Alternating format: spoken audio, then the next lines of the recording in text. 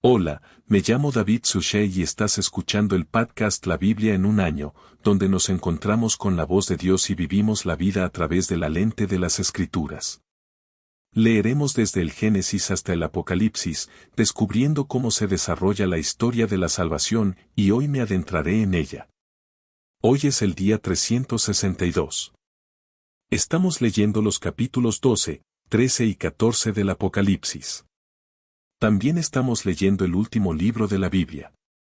Por supuesto, Apocalipsis es el último libro, pero el último libro nuevo que tenemos, que es Hebreos capítulos 123 y 4. Hoy también estamos leyendo Proverbios capítulo 31, versículos 19 al 22. Hoy es el día 362. Estamos leyendo Apocalipsis capítulos 12, 13 y 14, la carta a los Hebreos capítulos 123 y 4, y Proverbios capítulo 31, versículos 19 al 22.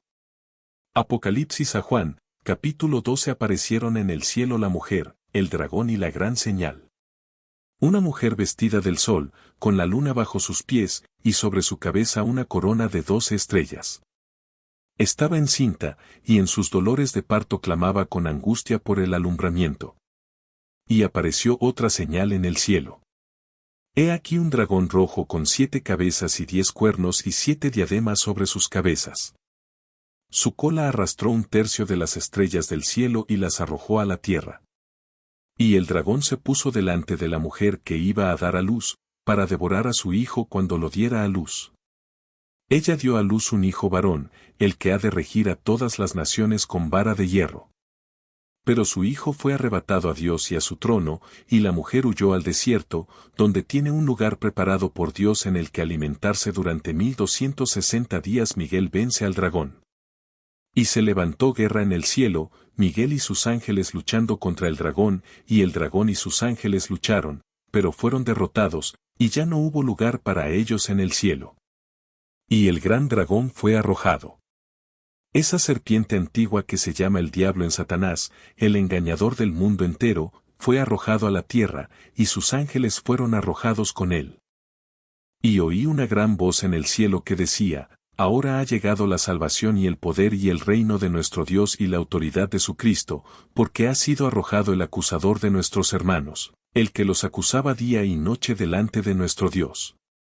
Y ellos lo han vencido por la sangre del Cordero y por la palabra del testimonio de ellos. Porque no amaron sus vidas hasta la muerte.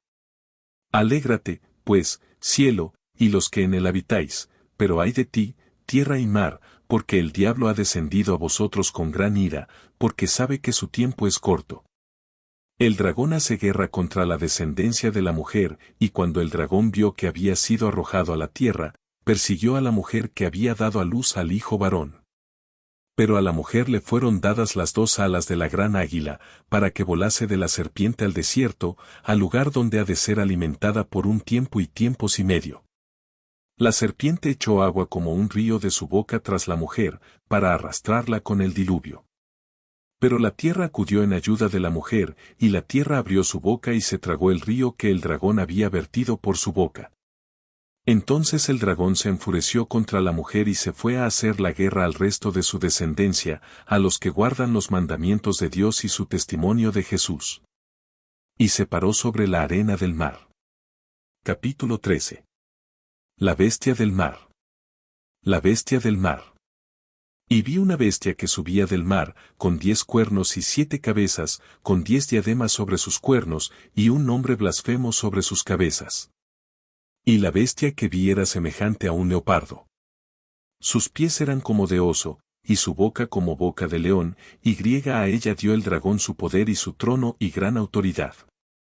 Una de sus cabezas parecía tener una herida mortal, pero su herida mortal fue sanada, y toda la tierra seguía a la bestia con asombro. Los hombres adoraron al dragón, porque había dado su autoridad a la bestia, y adoraron a la bestia, diciendo: ¿Quién es como la bestia? ¿Y quién podrá luchar contra ella?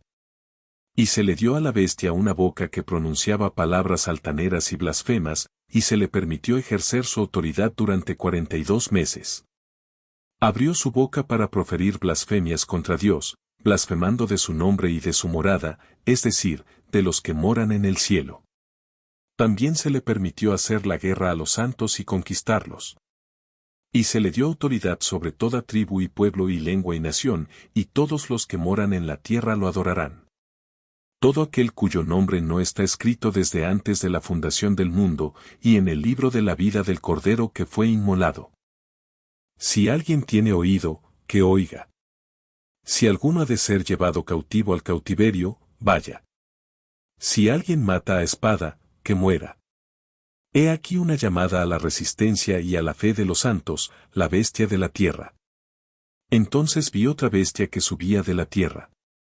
Tenía 2 cuernos como los de un cordero, y hablaba como un dragón.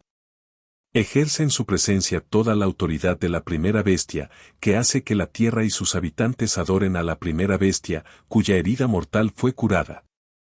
Realiza grandes señales, incluso haciendo descender fuego del cielo a la tierra a la vista de los hombres, y por las señales que se le permite realizar en presencia de la bestia, engaña a los que habitan en la tierra, ordenándoles hacer una imagen para la bestia, que fue herida por la espada, y sin embargo vivió.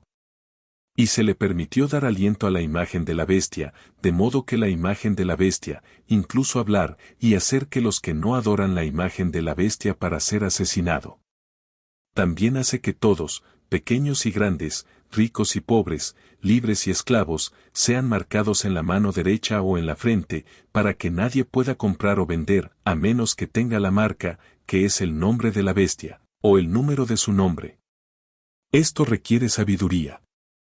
Que el que tenga entendimiento calcule el número de la bestia, porque es un número humano.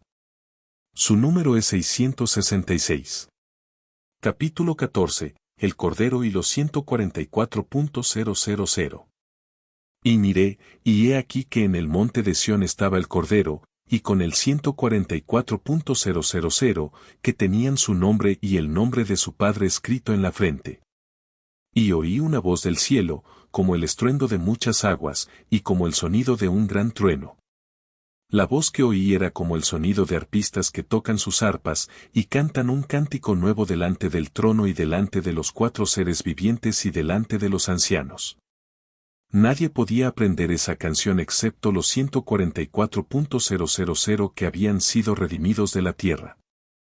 Son estos los que no se han contaminado con mujeres, porque son perseguidos. Son estos los que siguen al Cordero donde quiera que vaya. Estos han sido redimidos de la humanidad como primicias para Dios y el Cordero, y en su boca no se halló mentira, porque son inmaculados los mensajes de los 3 ángeles. Entonces vi a otro ángel que volaba en medio del cielo con un evangelio eterno para proclamarlo a los que moran en la tierra, a toda nación y tribu y lengua y pueblo. Y dijo a gran voz: Temed a Dios y dadle gloria, porque ha llegado la hora de su juicio y adorad a aquel que hizo el cielo y la tierra, el mar y las fuentes de las aguas. Otro ángel, un segundo le siguió, diciendo: Caída. Caída es Babilonia la grande, la que hizo beber a todas las naciones el vino de su pasión impura. Y otro ángel un tercio lo siguió, diciendo a gran voz: Si alguno adora a la bestia y a su imagen, y recibe una marca en la frente o en la mano, él también beberá el vino de la ira de Dios, vertido sin mezcla en el cáliz de su ira. Y será atormentado con fuego y azufre en presencia de los santos ángeles y en presencia del Cordero.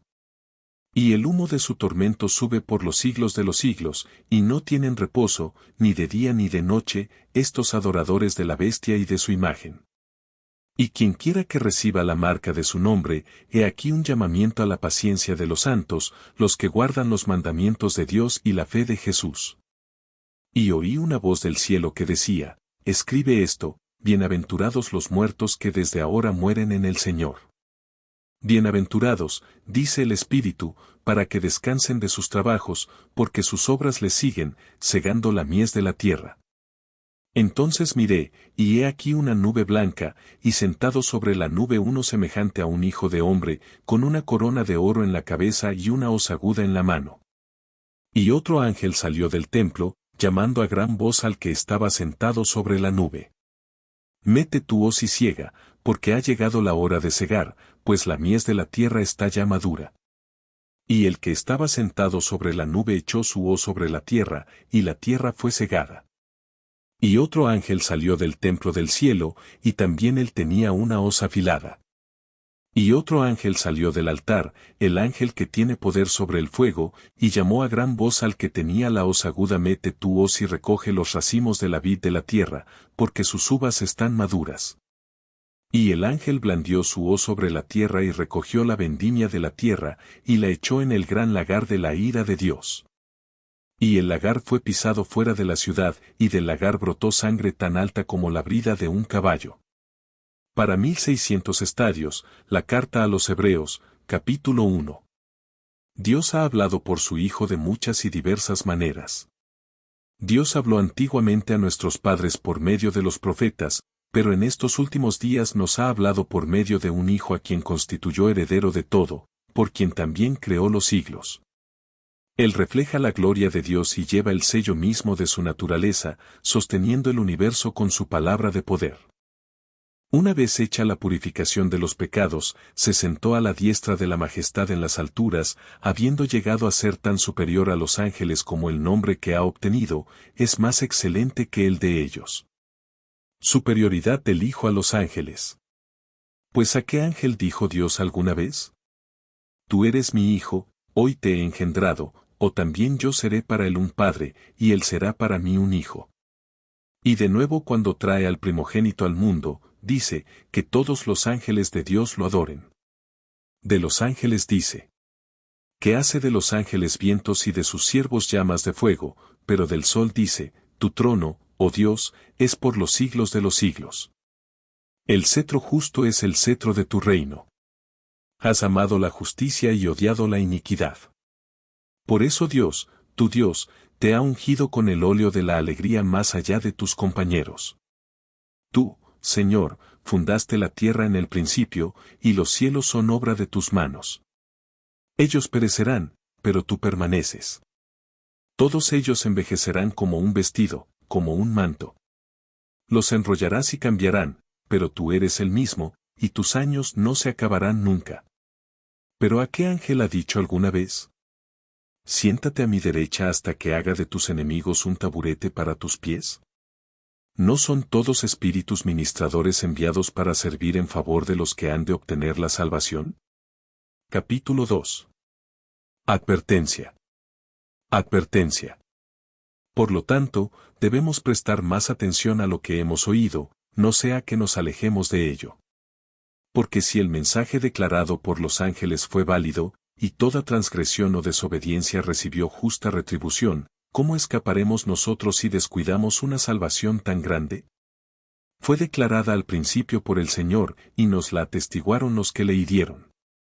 Mientras que Dios también dio testimonio mediante señales y prodigios, y diversos milagros, y mediante el don del Espíritu Santo distribuido según su propia voluntad, de la exaltación mediante el sufrimiento. ¿O no fue a los ángeles a quienes Dios sometió el mundo venidero, del que estamos hablando? ¿Ha sido atestiguado en alguna parte? ¿Qué es el hombre para que te acuerdes de él, o el hijo del hombre para que te preocupes por él? Lo hiciste por poco tiempo inferior a los ángeles. Lo coronaste de gloria y de honra, sometiéndolo todo a sus pies. Ahora bien, al someterlo todo a él, no dejó nada fuera de su control. En efecto, todavía no vemos todo sometido a él, pero vemos a Jesús, que por un poco de tiempo fue hecho inferior a los ángeles, coronado de gloria y de honra, a causa del padecimiento de la muerte, para que por la gracia de Dios gustase la muerte por todos. Porque convenía que aquel por quien y para quien existen todas las cosas, y llevando a muchos hijos a la gloria, perfeccionara mediante el sufrimiento al pionero de su salvación. Porque el que santifica y los santificados tienen un mismo origen. Por eso no se avergüenza de llamarlos hermanos, diciendo, proclamaré tu nombre a mis hermanos en medio de tu congregación. Te alabaré, y de nuevo pondré en él mi confianza. Y otra vez aquí estoy yo y los hijos que Dios me ha dado, puesto que, por tanto, los hijos participan de la carne y de la sangre. Él mismo participó también de la misma naturaleza, para destruir por medio de la muerte al que tiene el imperio de la muerte, es decir, al diablo, y liberar a todos los que por el temor a la muerte estaban sujetos a una esclavitud perpetua. En efecto, no se ocupa de los ángeles, sino de la descendencia de Abraham. Por eso tuvo que ser hecho semejante a sus hermanos en todos los aspectos, a fin de llegar a ser un sumo sacerdote misericordioso y fiel al servicio de Dios para expiar los pecados del pueblo. Porque por cuanto él mismo padeció y fue tentado, puede socorrer a los que son tentados. Capítulo 3. Moisés siervo, Cristo Hijo. Por tanto, santos hermanos que participáis de una llamada celestial. Considerad a Jesús apóstol y sumo sacerdote de nuestra confesión. Fue fiel al que lo nombró, como también Moisés fue fiel en la casa de Dios. Sin embargo, Jesús ha sido considerado digno de tanta más gloria que Moisés, como el constructor de una casa tiene más honor que la casa, pues toda casa es construida por alguien, pero el constructor de todas las cosas es Dios. Ahora bien, Moisés fue fiel en toda la casa de Dios como siervo para dar testimonio de las cosas que se iban a decir después. Pero Cristo fue fiel sobre la casa de Dios como Hijo, y nosotros somos su casa si mantenemos firme nuestra confianza y nos enorgullecemos de nuestra esperanza, advirtiendo contra la incredulidad. Por eso, como dice hoy el Espíritu Santo, cuando oigáis su voz, no endurezcáis vuestros corazones, como en la rebelión del día de la prueba en el desierto, donde vuestro Padre me puso a prueba y vio mis obras durante 40 años. Por eso fui provocado con aquella generación, y dije que siempre se extravían en su corazón. No han conocido mis caminos como juré en mi ira. Nunca entrarán en mi reposo. Cuidaos, hermanos, de que no haya en ninguno de vosotros un corazón malo e incrédulo que os lleve a apartaros del Dios vivo, antes bien, exhortaos los unos a los otros cada día, entre tanto que se dice hoy, para que ninguno de vosotros se endurezca por el engaño del pecado. Porque somos partícipes de Cristo, con tal que mantengamos firme hasta el fin nuestra primera confianza. Mientras se dice hoy, cuando oigáis su voz, no endurezcáis vuestros corazones como en la rebelión. ¿Quiénes fueron los que oyeron y, sin embargo, fueron rebeldes? ¿No fueron todos aquellos que salieron de Egipto bajo el liderazgo de Moisés y con quienes él fue provocado 40 años? ¿No fue con los que pecaron, cuyos cuerpos cayeron en el desierto? ¿Y a quiénes juró que nunca entrarían en su reposo? ¿Sino a aquellos que fueron desobedientes? Así vemos que no pudieron entrar a causa de la incredulidad. Capítulo 4. El reposo prometido por Dios. Por tanto, mientras permanezca la promesa de entrar en su reposo, temamos, no sea que alguno de vosotros sea juzgado como no habiendo podido alcanzarlo. Porque la buena nueva nos llegó a nosotros como a ellos. Pero el mensaje que oyeron no les benefició, porque no encontró fe en los oyentes. Pues nosotros, los que hemos creído, entramos en aquel reposo, como él ha dicho. Como juré en mi ira, no entrarán jamás en mi reposo, aunque sus obras estaban acabadas desde la fundación del mundo. Porque en algún lugar ha hablado del séptimo día de esta manera, y descansó el séptimo día de todas sus obras. Y de nuevo en este lugar dijo, nunca entrarán en mi reposo, ya que por lo tanto queda que algunos entren en él, y los que anteriormente recibieron las buenas nuevas no entraron a causa de la desobediencia. De nuevo él fija hoy un día determinado, diciendo por medio de David, tanto tiempo después en las palabras ya citadas hoy. Cuando oigáis su voz, no endurezcáis vuestros corazones, porque si Josué les hubiera dado reposo, Dios no hablaría después de otro día.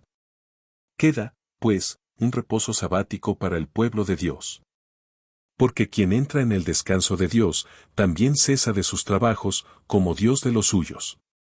Esforcémonos, pues, por entrar en ese reposo, para que nadie caiga por la misma clase de desobediencia.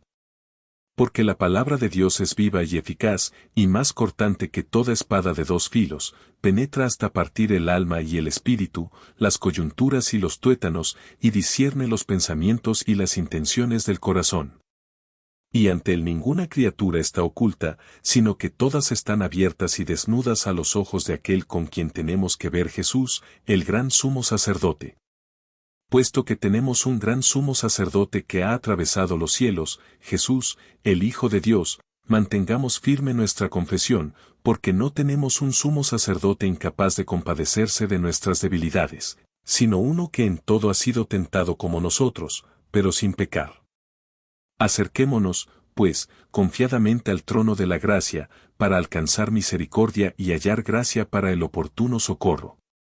Libro de los Proverbios, capítulo 31, versículos 19 a 22. Ella pone sus manos en la rueca, y sus manos sostienen el uso. Abre su mano al pobre y tiende sus manos al necesitado. No teme la nieve para su casa, porque toda su casa está vestida de grana. Ella misma se hace coberturas. Su ropa es fina. Lino y púrpura. Padre Celestial, te alabamos y te damos gloria. Te damos muchas gracias. Gracias una vez más por tu palabra. Te agradecemos por este último libro que estamos leyendo, la Carta a los Hebreos. Te pedimos por favor que abras nuestras mentes. Ilumínanos para que podamos saber lo que estamos leyendo, lo que estamos oyendo. Te pedimos que por favor prepares nuestros corazones. Prepara nuestros corazones para tu juicio. Prepara nuestros corazones para el amor que viene sobre la tierra, aunque ese amor sea purificador. Ayúdanos así a recibirte. Hacemos esta oración en el poderoso nombre de Jesucristo nuestro Señor. Amén. En el nombre del Padre y del Hijo y del Espíritu Santo. Amén. Así que hoy empezaremos con el Apocalipsis, porque ya saben, ¿por qué no? Si recuerdan que ayer concluimos con el capítulo 11 del libro del Apocalipsis. ¿Y qué vio Juan? Juan miró al cielo y vio el arca del pacto vista dentro de su templo. Recuerden, el arca no había sido vista desde que Jeremías la escondió cientos de años antes de esto. Y entonces el capítulo 12 sucede y él solo dice, y entonces esta es la misma visión. Ella ve el templo, el arca del pacto, y una gran señal apareció en el cielo. Mujer vestida del sol, con la luna bajo sus pies y sobre su cabeza una corona de 12 estrellas. Estaba encinta, y se agolpaba en sus dolores de parto y angustia por el alumbramiento. Otra señal en el cielo, el dragón rojo. Recuerda 7 cabezas, 10 cuernos, 7 diamantes sobre las cabezas, significando poder y significando alguna sabiduría, significando alguna influencia. Aquí, vamos a volver a la mujer sin embargo. Hay al menos 3 imágenes de quién es esta mujer. Una imagen es que la mujer es el antiguo Israel, es el Israel fiel, y eso es legítimo. Otra imagen es que se trata de la iglesia, que también tiene sentido, porque aquí está esta imagen de Satanás de nuevo haciendo la guerra a la iglesia de los hijos de la iglesia y la novia de Cristo. Aquí la tercera imagen, por supuesto es María es la mujer porque María dio a luz al unigénito Hijo de Dios. Todas estas imágenes son válidas. Podemos verlos todos y decir que sí, que hay una forma en la que todos ellos representan. He aquí un ejemplo secular. Puede ser útil, pero en el libro, la serie de libros, El Señor de los Anillos Jr. Tolkien tiene una serie de figuras de Cristo es figuras de Cristo. Así que uno de ellos es Gandalf, ¿verdad? Es el mago. Es una figura de Cristo en el sentido de que tiene sabiduría y poder y ese tipo de cosas. Y en un momento muere y vuelve transformado de Gandalf el gris a Gandalf el blanco. Es una imagen de Cristo sacerdote. Tienes a Aragorn, que es el rey, y él va a tomar su trono en algún momento. Está exiliado de muchas maneras, pero en algún momento tomará su trono. Así que aquí tenemos una imagen de Jesucristo Rey. También tienes a Frodo, que es el Hobbit que lleva el anillo. Y en la obra de Tolkien dijo que en realidad Ficha dijo sobre el Señor de los Anillos. Dijo que es una obra religiosa y es específicamente católica. Así que Frodo es el portador del anillo y el anillo en la Tierra Media y en toda la serie de libros, el anillo simboliza el poder corruptor del pecado. Y así que aquí está el que lleva el corrupto del poder, el pecado, llevando el anillo con el fin de destruirlo en el proceso le costó algo. Así que aquí está fértil el portador del anillo en términos de como usted sabe aquí está Jesús el portador de la cruz. Así que puedes ver que en esa obra de ficción hay 3 imágenes o 3 maneras de ver, esta es una figura de Cristo. Esta es una figura de Cristo, esta es una figura de Cristo. De manera similar, tenemos el libro del Apocalipsis, capítulo 12, esta mujer vestida con el sol, con la luna bajo sus pies y sobre su cabeza coronada de 12 estrellas, que da a luz a este niño como, sí, los fieles remanentes de Israel, la iglesia primitiva o la iglesia misma, así como María, la Madre de Dios. Y todas esas son interpretaciones legítimas de esto. Ahora, una cosa que hay que tener en cuenta, sin embargo, si quieres leer una historia increíble acerca de Nuestra Señora de Guadalupe, está la historia que se remonta a cientos de años alrededor de lo que ahora se conoce como la Ciudad de México, donde la gente había llegado al Nuevo Mundo, los cristianos a venir al Nuevo Mundo, de hecho, tratando de llevar el Evangelio de Jesús. Y fue después de tal vez 50 años más o menos, hizo un par de 100, tal vez un par de miles de conversiones. Y había una especie de estrangulamiento que impedía que el Evangelio prosperara realmente en el Nuevo Mundo aquí en esta tierra. Esencialmente. Usted sabe, si usted sabe algo sobre el mundo antiguo en América Central es que estaba dominado en muchos sentidos por el sacrificio humano, estaba dominado por lo que podríamos llamar en este punto, usted sabe, la opresión demoníaca y lo que no. Y en un momento dado, hay un hombre llamado Juan Diego. Y esta joven mujer se le apareció. Parecía azteca. Parecía nativa, esencialmente. Y ella le pidió que fuera a ver al obispo, para pedirle que construyera una catedral, una iglesia, en honor al Señor. Y él fue a ver al obispo. El obispo dijo, sí, necesitaría pruebas, básicamente. Esta es una historia corta. Juan Diego volvió a la mujer, la joven, y ella dijo, ok, bien, ella señaló algunas flores y era el medio de diciembre allí en México en las montañas y así que las flores deben estar creciendo allí. Y así que hay estas flores, la plena floración, flores castellanas ocultar rosas de hecho. Así que se quitó su tilma, que es como un poncho hecho de caña seca. Así que es muy frágil, pero probablemente nuevo está bien.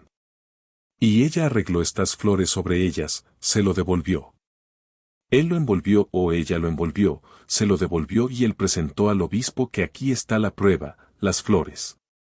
Y él despliega esta tilma y el obispo no solo mira las flores y dice, ok, esto es increíble rosas de castín en pleno diciembre en México, pero también en esa tilma había una imagen de la mujer, la imagen de la joven doncella o salir de Guadalupe. Y en eso esa imagen ha perdurado hasta nuestros días. No hay manera científica de que sea posible tener esta imagen impresa en esta tilma. La tilma en sí. La tilma normal solo dura un par de años, si acaso una docena de años. Esto ha sido cientos de años. Esto ha existido. Es notable en la imagen, la mujer, la imagen de nuestra Leo Guerlupe. Ella es lo que está vestida con el sol, con la luna bajo sus pies y en la cabeza, una corona de 12 estrellas. Y este es el punto de lo que la historia.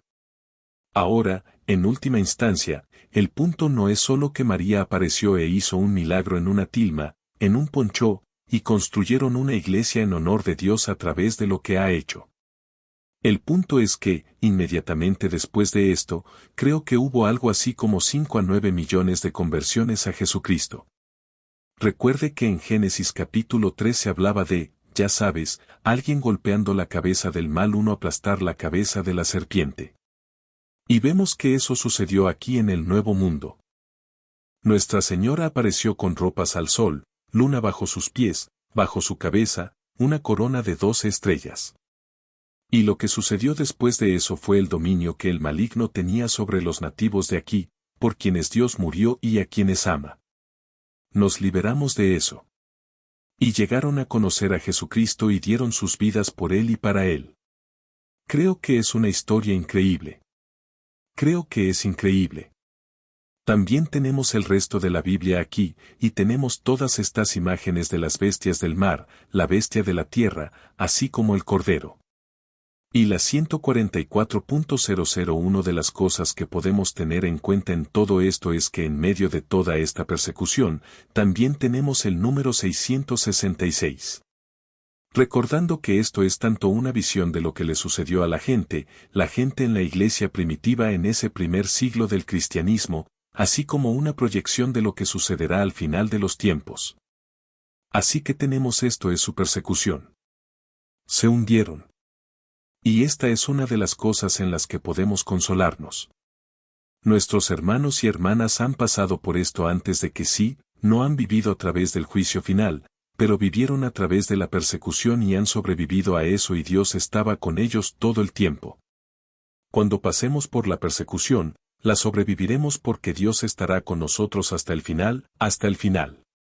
Ahora nota rápida sobre la carta a los Hebreos, que es yo creo que esto es simplemente injusto que hemos establecido esto para que los dos libros más complicados de la Biblia, yo diría que Hebreos en el Apocalipsis son los dos últimos libros y tenemos como 1000 capítulos cada día. Pero eso es solo yo lloriqueando tenemos porque no puedo decir todo lo que quiero decir al respecto. Lo que tenemos es la carta a los Hebreos, y no sabemos quién fue su autor. Durante años la gente pensó que era San Pablo el autor, y puede que lo fuera, pero puede que fuera otra persona. Pero a quien le escribe, parece muy claro. Incluso desde las primeras páginas, parece muy claro que el público de la carta a los Hebreos eran hebreos. Por supuesto que eran judíos que conocían muy bien el Antiguo Testamento, que habían llegado a conocer a Jesucristo, de hecho, que ellos mismos habían experimentado cierto grado de persecución y tal vez incluso estaban de acuerdo con Hebreos capítulo 13. Tal vez incluso la tentación de volver a sus antiguas formas de adorar a Dios. Así que hay esta tentación allí en medio de la persecución, hay este deseo de decir, espera, ¿quién es Jesús realmente? Y es por eso que al principio de estos capítulos se habla de espera, vamos a establecer esto antes de seguir adelante. Jesús es superior a los ángeles. Sabemos que los ángeles son increíblemente poderosos, increíblemente increíbles. Jesús es superior a ellos. Él está haciendo el caso de que Jesús es Dios mismo. De hecho, el capítulo 1, versículo 3, dice que refleja la gloria de Dios y lleva el sello de su naturaleza. Y eso es en hebreo básicamente que está diciendo sí, Él refleja la ley de Dios. Básicamente Él es al sol como los rayos del sol son al sol, correcto, la misma cosa. Es lo mismo si miras los rayos del sol y el sol mismo, es lo mismo. También dirías el sello mismo de su naturaleza si tienes el sello como la impronta la insignia en un anillo de alférez cierto. Ese sello es el mismo que el propio anillo, el estampador.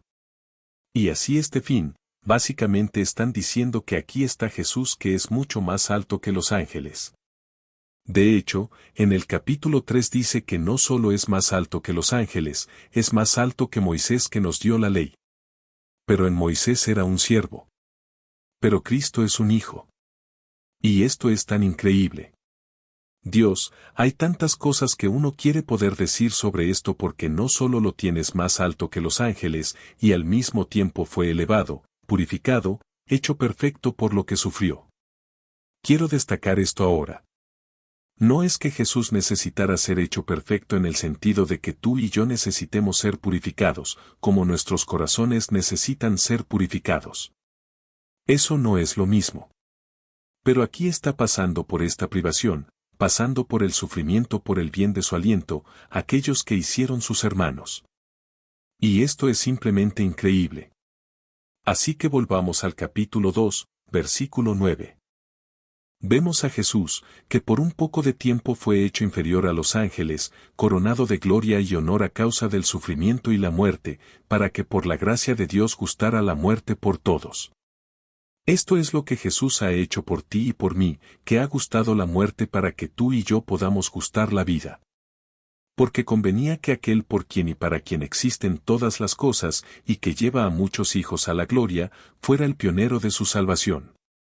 Ese es Jesús perfecto a través del sufrimiento. Porque el que santifica y los que son santificados tienen todos un mismo origen.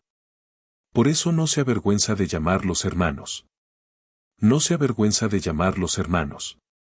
Y esto es muy importante. Él te llama su hermano. Él te llama su hermana. Dios te ama, y te ha hecho suyo hasta la muerte de su Hijo. Jesucristo. Esto es súper largo. Sé que lo es. Lo siento mucho.